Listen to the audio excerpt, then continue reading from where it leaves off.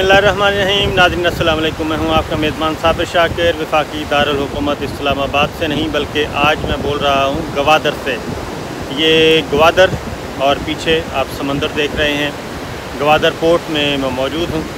आज गवादर पोर्ट इसलिए आना हुआ कि वज़ीर आज़म इमरान ख़ान और कई मुल्कों के सफ़रा जो हैं सफ़ीर, वो आज आए हुए थे गवादर में और एक बहुत बड़े मंसूबे का इफ्तिताह किया गया। और आज के इस इवेंट में ख़ास तौर पे 7 मुल्कों के सफ़ीरों को 8 मुल्कों के सफ़ीरों को मदऊ किया गया और उनमें सऊदी अरब, यूएई, मिस्र और कुवैत ख़ास तौर पे आए थे। और इसी तरीके से ओमान के सफ़ीर थे, केनिया के सफ़ीर थे, चाइना मौजूद था। तो इस तरीके से 7-8 ममालिक के सफ़ीर यहाँ पे आए और उनको ख़ास तौर पे ब्रीफिंग दी गई, क्योंकि गवादर पोर्ट जो है अब हो चुका है फ़ाल और फंक्शनल हो चुका है। और यहाँ पे अब जहाज़ जो हैं वो लंगर अंदाज हो रहे हैं और यहाँ पे तिजारत हो रही है। सी पैक रूट जो है यानी कि पाक चाइना इक़्तिसादी राहदारी जो है वो फंक्शनल हो चुकी है पार्शली।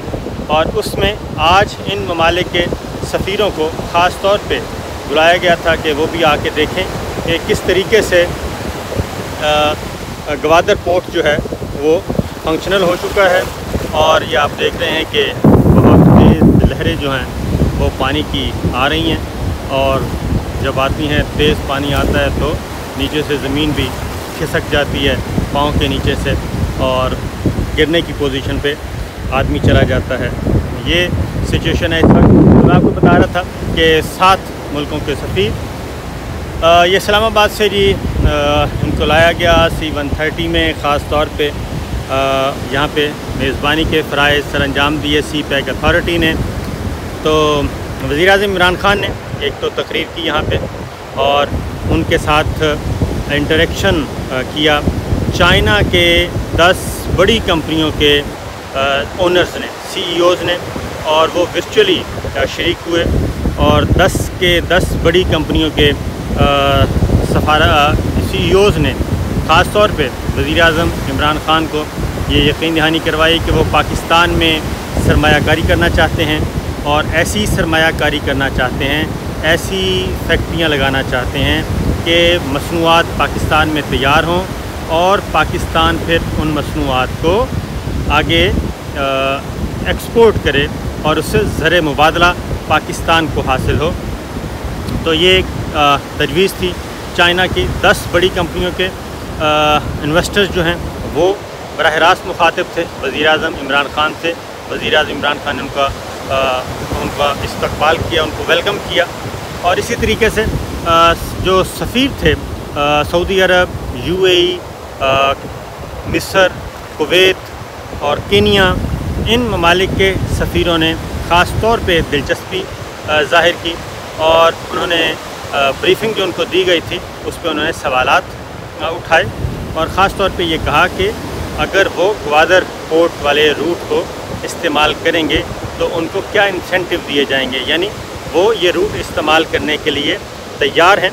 और जो एक माजी में एक मखासमत पाई जाती थी इन ममालिक के हवाले से, वो परसेप्शन भी इन ममालिक के सफ़ीरों ने कहा कि अब दूर होना चाहिए, क्योंकि हम गवादर पोर्ट को भी फलता फूलता देखना चाहते हैं और पाकिस्तान की जो तरक्की है उसको भी देखना चाहते हैं आगे बढ़ता हुआ। और ख़ास तौर पे एम्बेसडर्स ने, इन गैर मुल्की सफ़ीरों ने ख़ास तौर पे एक तारीफ़ की पाकिस्तान की, और वो थी कि जो 10 साल पहले सूरत हाल थी पाकिस्तान में सिक्योरिटी की, और ख़ास तौर पे बलूचिस्तान और गवादर, वो अब नहीं है बल्कि वो काफ़ी हद तक बदल चुकी है और उसमें इम्प्रूवमेंट आई है।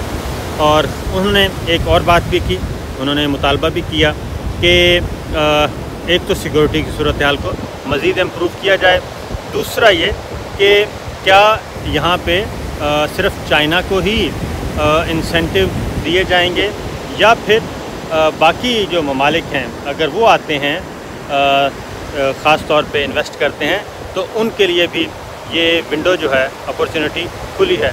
तो उस सिलसिले में ख़ास तौर पे बताया गया गैर मुल्की सफ़ीरों को ये यकीन दहानी करवाई गई कि नहीं जनाब, पाकिस्तान के दरवाज़े सब के लिए खुले हैं और ख़ास तौर पे बिरदर इस्लामी मुल्कों के लिए तो चश्मे मा रोशन दिल माशात, और हम अपने बिरदर इस्लामी मुल्कों की तरफ बिल्कुल देखते हैं वो आएँ और इसको अपना हिस्सा डालें पाकिस्तान की तरक्की में भी, और ख़ुद भी मुनाफा कमाएँ और हमें भी दें। फिर यहाँ पे एक और चीज़ भी है जी, पानी के साफ़ मंसूबे शुरू किए जा रहे हैं। जो ख़ास तौर पे बात बताई गई वो ये है कि ग्वादर पोर्ट पहले भी बताया जा चुका है, लेकिन अब चूँकि वे फंक्शनल हो चुकी है पार्शली, और मज़ीद इसका फ़ेज़ 2 अगला शुरू हो चुका है और नॉर्थ जोन का आज इफ्तिताह किया गया।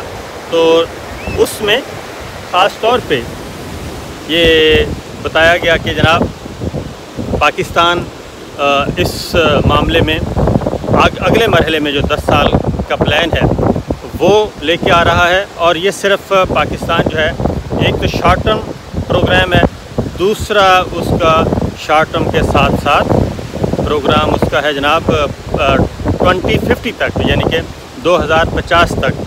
और ये 2050 तक ग्वादर जो है वो एक बैनुल-अक़वामी मयार की एक बंदरगाह बन जाएगी और मसरूफ़ तरीन बंदरगाह कहलाएगी। फिर एशिया का सबसे बड़ा एयरपोर्ट जो है वो ग्वादर में ग्वादर एयरपोर्ट बनाया जा रहा है, जो एशिया का सबसे बड़ा और जदीद तरीन एयरपोर्ट कहलाएगा। तो ये सूरत हाल इस वक्त मौजूद है जी ग्वादर की।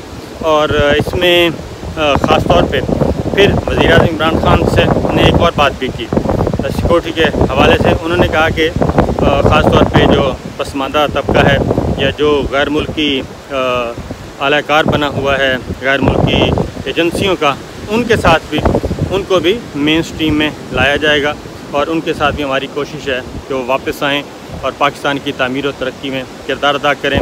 फिर यहाँ पे जो भारत की इन्वॉल्वमेंट है, भारत की खुफिया एजेंसी रा की, उसके बारे में बात हुई, क्योंकि वो अभी तक भी यहाँ पे उनके फुटप्रिंट्स मौजूद हैं और वो नहीं चाहते कि पाकिस्तान तरक्की करे।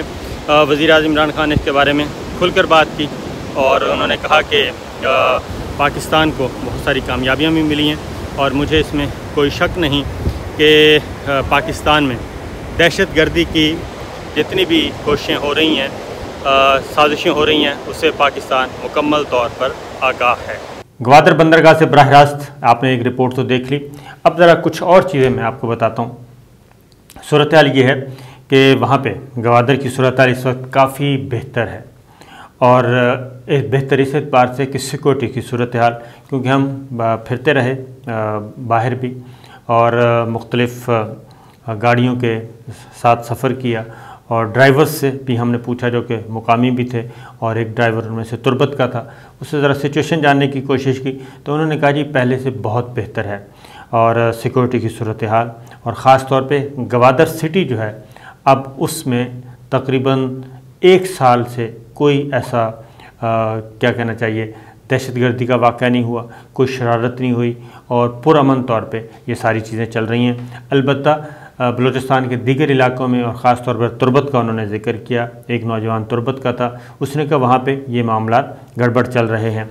अब ये सारी चीज़ जो है हमने वहाँ पे मुख्तलिफ़ इदारे के लोग थे, उन सब का एक ही इत्तेफाक था और वो था कि ये जो सारे मामला ख़राब हो रहे हैं, ग्वादर बंदरगाह मुकम्मल तौर पे उसको फ़ाल होने से बचाने के लिए सिक्योरिटी की जो सूरत हाल ख़राब की जा रही है, उसमें सिर्फ़ और सिर्फ इंडिया और इंडिया के पीछे कुछ और फोर्सेस हैं और ताकतें हैं जो नहीं चाहती। और ख़ास तौर पे अब जो चीज़ें सामने आ रही हैं उसमें शाह महमूद कुरैशी वज़ीर ख़ारजा ने भी ये बात कह दी है कि इंडिया के बारे में जो कुछ सबूत मिले हैं उसका हम अब आलमी फोरम्स पे मामला उठाएंगे और न सिर्फ मामला उठाएंगे बल्कि कैफ़रे किरदार तक पहुंचाने की कोशिश करेंगे। एक और वहाँ पे वज़ीर-ए-आज़म इमरान खान से भी इस सिलसिले में काफ़ी बात हुई और उन्होंने एक बात की और वो बात ये थी कि हम जो वहाँ पे लोग हैं जो कि क्या कहना चाहिए हथियार उठा चुके हैं, हम उनको कोशिश करेंगे कि उनके साथ भी बातचीत की जाए और उनको कौमी धारे में लाया जाए, क्योंकि हमने अपना फ़ायदा सोचना है और हो सकता है कि आने वाले दिनों में इस बारे में कोई अनाउंसमेंट भी हो जाए। और एक और चीज़ वहाँ पे मैंने महसूस की, वो थी वज़ीर आला बलूचिस्तान की वहाँ पे जो सियासी अदम इस्तेहकाम एक तो है, और वज़ीर आला बलूचिस्तान जाम कमाल जो है वो वहाँ पे जो उनके ओपोनेंट ग्रुप्स हैं पार्लिमान के अंदर वो से मुतमईन नहीं है। एक तरफ वो वज़ीर आला जाम कमाल जो है वो एक रिपोर्ट पेश कर रहे थे, पूरी डिटेल बता रहे थे ग्वादर के बारे में और ग्वादर और बलूचिस्तान में मजमूई तौर पे तरक्याती मंसूबों के बारे में, लेकिन उन अरकान का कहना था कि हम मुतमईन नहीं हैं, ये ज़बानी जमा खर्च है। और उसके बाद फिर ये वो बाकायदा तौर पे ये कोशिश करते रहे। लेकिन सबसे अच्छी बात जो इस इवेंट की थी वो थी कि चाइना से बहुत ज़्यादा सरमायाकार पाकिस्तान आना चाहते हैं और वो उनके पास बेहतरीन क्या कहना चाहिए प्लान्स हैं, मंसूबे हैं और मुख्तलिफ़ शोबों में वो आना चाहते हैं। और इसलिए मेरा ख़्याल है कि उस पर फोकस करना चाहिए। और जो गैर मुल्की सफारतकार वहाँ पे मौजूद थे, सऊदी अरब, UAE, केनिया, मिस्र और कुवैत, ओमान, ये सब के सब, इसमें कीनिया को एक साइड पे रखें और इजिप्ट को, बाकी जो थे वो थोड़े से कीन थे इस मामले में, कि कीन इस मामले में थे कि जनाब चाइना के साथ जो आपकी ये सारी रियायतें हैं वो चाइना के साथ हैं या फिर बाकी मुल्कों के साथ भी हैं। तो उनको बताएगा क्या जनाब, आप बिल्कुल ये सब मुल्कों को वेलकम किया जाएगा। वहाँ पे ग्वादर पोर्ट अथॉरिटी के हुकाम ने जो ब्रीफिंग दी, फिर जो चीज़ ख़ास तौर पे जो हमने फ़ील की वो ये थी कि अभी भी हमारे खलीजी ममालिक जो हैं वो बहुत ज़्यादा मुतमईन नहीं हैं।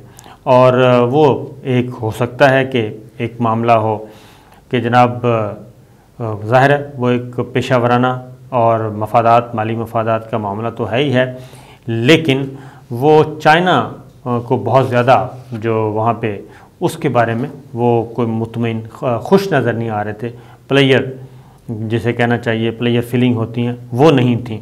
तो इन चीज़ों को भी गवर्नमेंट को मेरा ख़्याल है एड्रेस करना चाहिए कि ये सारी चीज़ें देखनी चाहिए कि जनाब क्या हो रहा है और क्या होना चाहिए। एक और ख़बर आपसे शेयर कर लेते हैं और वो है कि कराची में दाइश का जी सबसे बड़ा नेटवर्क जो है वो ख़त्म करने का दावा किया गया है।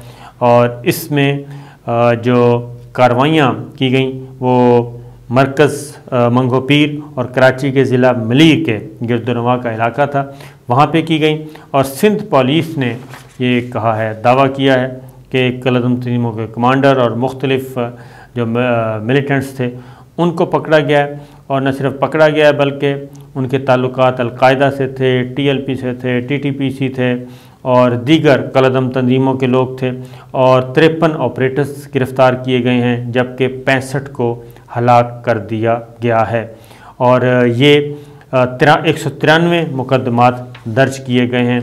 ये अगर सारे फैक्ट सही हैं तो इसका मतलब है कि जो हमारे इंटेलिजेंस एजेंसीज़ कह रही हैं कि पाकिस्तान पे नज़र है और पाकिस्तान को डिस्टेबल करने की कोशिश की जाएगी, तो वो सारी चीज़ें नज़र आती हैं। और इसका बुनियादी जो वजह है, बुनियादी तनाज़ा है वो एक ही है और वह है जनाब सिर्फ़ और सिर्फ CPEC, belt and road initiative और ग्वादर बंदरगाह, क्योंकि ग्वादर बंदरगाह एक गेटवे है और वस्त एशियाई रियासतों तक। एक और ख़बर ले लें जी, और वो है इसराइली माल बरदार जहाज़ पर नामालूम हथियार से हमला हो गया है।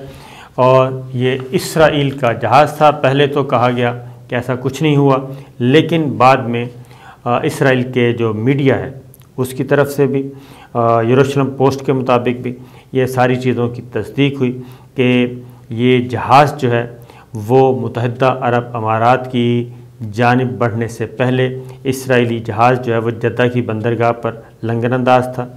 वहाँ से इसने इसराइल की तरफ जाना था, तो बहरे हिंद पे इस पे एक हथियार से हमला किया गया है। ज़िम्मेदारी अभी तक किसी ने कबूल नहीं की, और लेकिन इसका जो है इसराइल के जो ज़राए हैं वो ये कह रहे हैं कि ये ईरान की तरफ से शरारत हो सकती है, लेकिन इस पर ज़रा सोच समझ के सऊदी अरब को भी एक रिएक्शन देना चाहिए, क्योंकि ये बराह रास्त जो इल्ज़ाम लगा देते हैं तो उसकी तस्दीक होना ज़रूरी है।